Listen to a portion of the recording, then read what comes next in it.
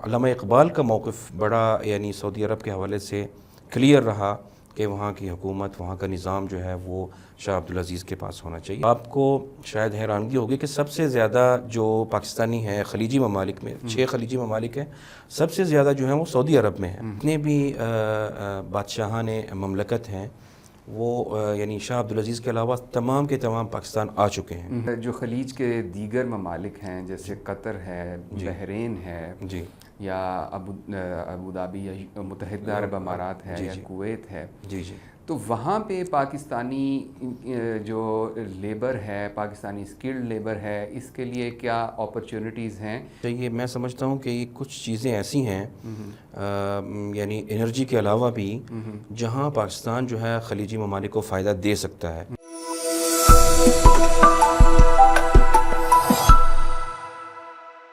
بسم اللہ الرحمن الرحیم، السلام علیکم۔ وی نیوز ایکسکلوسیو کے ساتھ میں ہوں فیصل کمال پاشا، اور ہمارے ساتھ اس وقت موجود ہیں ڈاکٹر طلحہ، جو وی نیوز کے عرب ڈیسک کے ہیڈ ہیں۔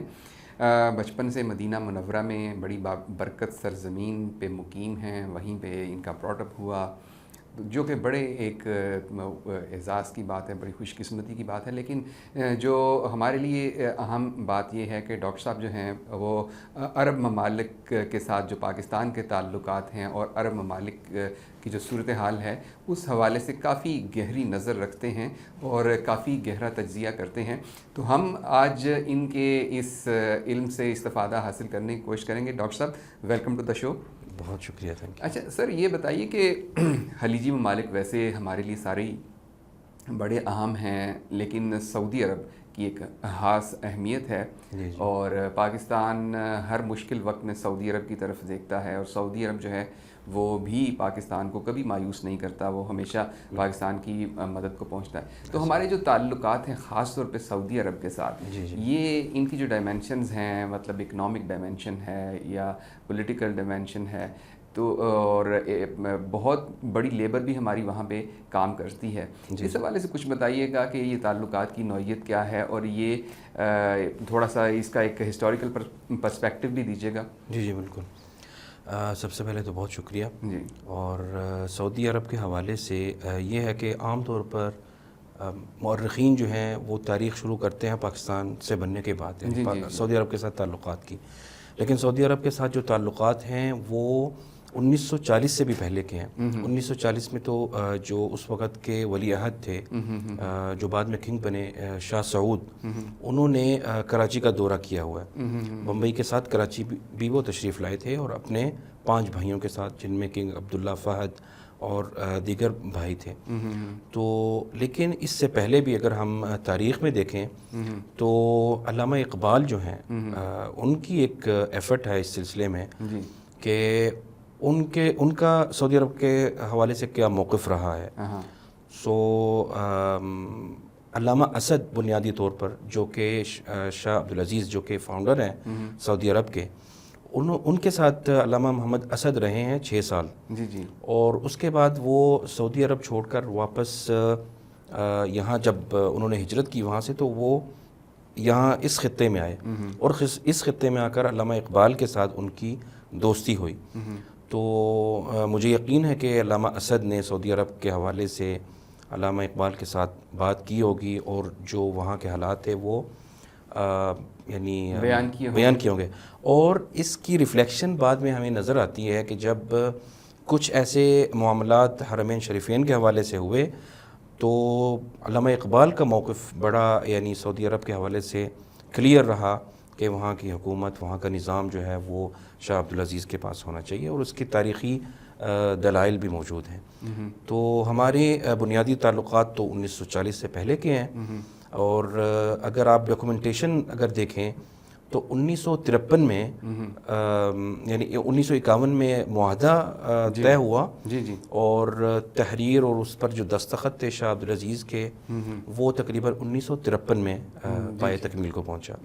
تو یہ ہمارے تعلقات ہیں۔ دوسرا، لیبر اور جو لوگ یہاں سے پاکستان سے جاتے ہیں، آپ کو شاید حیرانگی ہوگی کہ سب سے زیادہ جو پاکستانی ہیں خلیجی ممالک میں، 6 خلیجی ممالک ہیں، سب سے زیادہ جو ہیں وہ سعودی عرب میں ہیں۔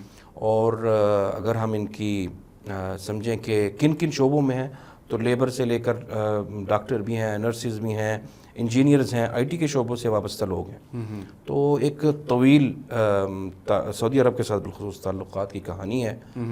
اور باقی خلیجی ممالک بھی ہیں. اس میں آپ خلیجی ممالک میں امارات کا اگر ہم دیکھ لیں، سب سے زیادہ پاکستانی جو لیبر ہے سعودی عرب کے بعد وہ امارات میں ہے. تو وہ تقریباً وہاں کے لوگ جو ہیں پاکستانی وہاں بزنس بھی کرتے ہیں، ریئل اسٹیٹ میں زیادہ تر کرتے ہیں. تو اس کے اور امارات، کویت نہیں، امارات، عمان اور بحرین، ان کے ساتھ تقریباً 1971 میں ہمارے تعلقات شروع ہوئے. اس سے پہلے خلیجی ممالک میں کویت کے ساتھ 1963 میں شروع ہوئے تھے. جی جی. اور اخیر میں جو عمان ہے ان کے ساتھ 1972 میں پاکستان کے جو ہیں وہ تعلقات شروع ہوئے.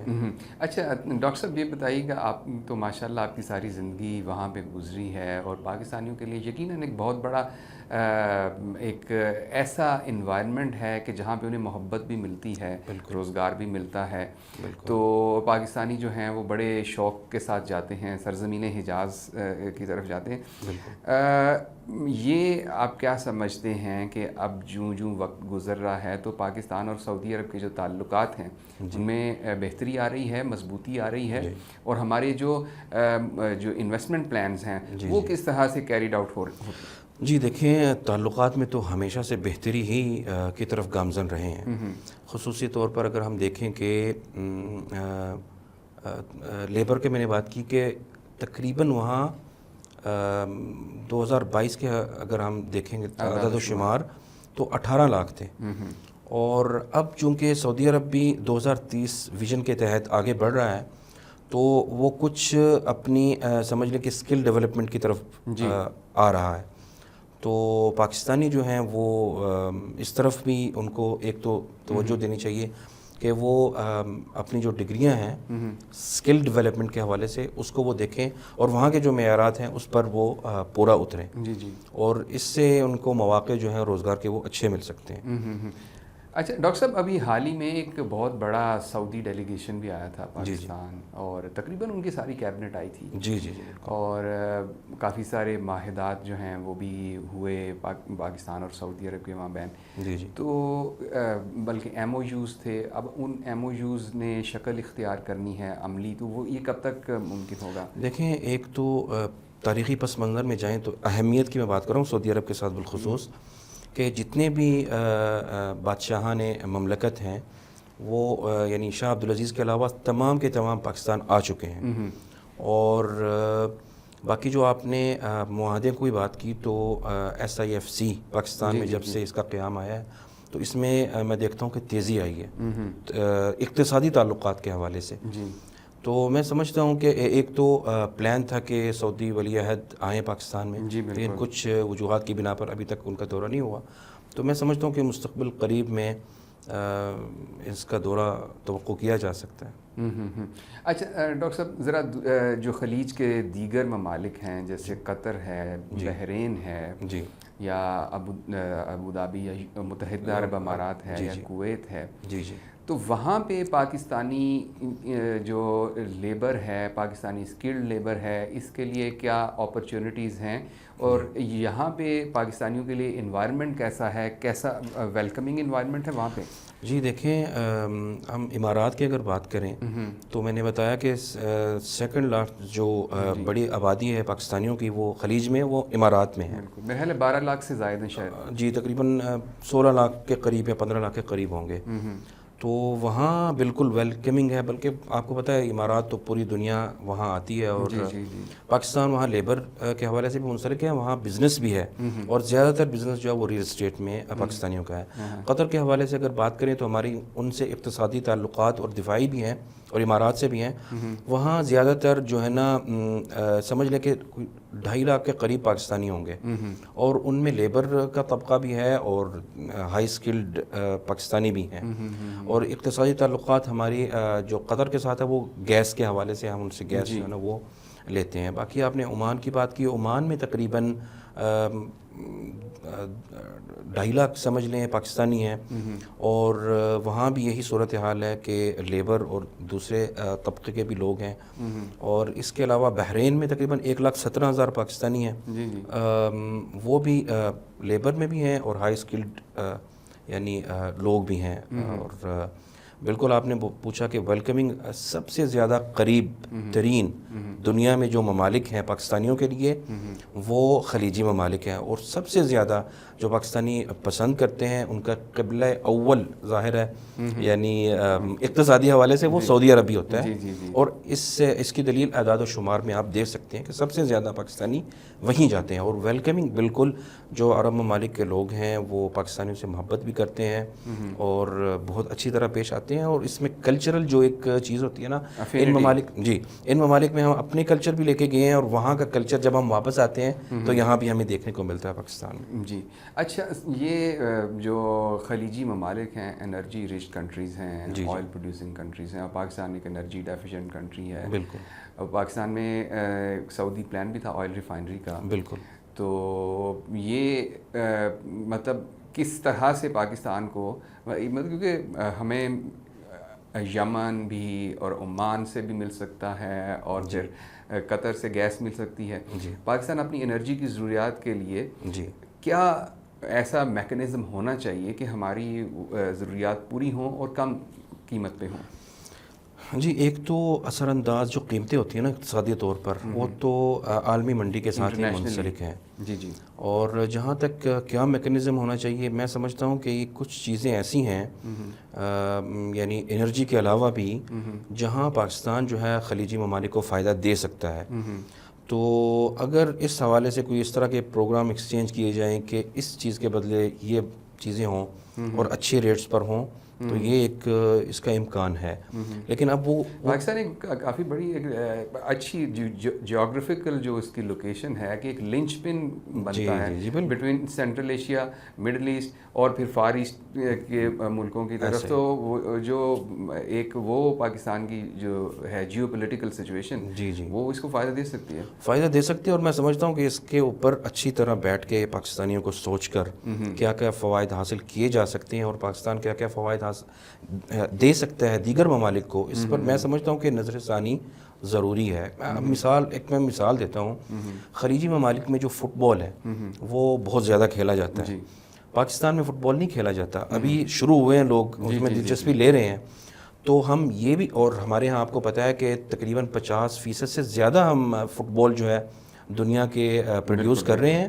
اور جتنے بھی ورلڈ کپ گزرے ہیں 5-4 پیچھے ہم پاکستان نے ہی ان کی جو ضروریات ہیں وہ پوری کی ہیں. تو یہ ایک بڑا اہم دروازہ ہے. میں سمجھتا ہوں SIFC کو اس سلسلے میں اس طرف توجہ دینی چاہیے کہ سپورٹ جو ہے اس میں سے کیسے فائدہ اٹھایا جائے. ہاں، اور میرے خیال میں اس میں خاص طور پہ جو پاکستان اور جو خلیجی ممالک ہیں، میرے خیال سے ان کے اسپورٹس کمپٹیشن جو ہیں وہ آرگنائز کیے جائیں، ٹورنامنٹس آرگنائز کیے جائیں، تو اس سے جو تعلقات ہیں اس میں زیادہ بہتری آ سکتی ہے. بالکل ایسی. اور سعودی عرب میں تقریباً 172 کلبز ہیں فٹ بال کے جو رجسٹر شدہ ہیں. تو بہت فائدہ ہو سکتا ہے اگر دونوں. اور دوسری بات یہ ہے کہ سعودی عرب کرکٹ سے پاکستان سے فائدہ اٹھا سکتا ہے. یہ بھی ایک بڑی اہم. نہیں، ابھی حال ہی میں جو یہ میرے خیال ہے وہ ICC کا ٹورنامنٹ ہوا تھا، اس میں ایک عمان کی ٹیم بھی تھی، پھر UAE کی ٹیم بھی کھیلتی رہی ہے وقتاً فوقتاً. اور اسی طرح سے تو زیادہ تر ویسے ہوتے تو اس میں پاکستانی ہیں. ہاں جی بالکل. اور سعودی عرب میں بھی ٹیم ہے کرکٹ کی اور وقتاً فوقتاً کھیلتے بھی رہتے ہیں. جی. ڈاکٹر صاحب، آپ کے وقت کا بہت بہت شکریہ. ہمارے لیے تو یہی سعادت ہے کہ آپ مدینہ سے آئے ہیں، اور مدینہ جو ہے وہ ہماری عقیدت کا مرکز ہے. تو ڈاکٹر صاحب انشاءاللہ آپ سے دوبارہ بھی سعودی عرب کے حوالے سے اور خلیجی ممالک کے حوالے سے آپ سے مزید بات چیت کریں گے اور اپنے ناظرین کو اس بارے میں آگاہ کرتے رہیں گے. تب تک کے لیے اللہ حافظ.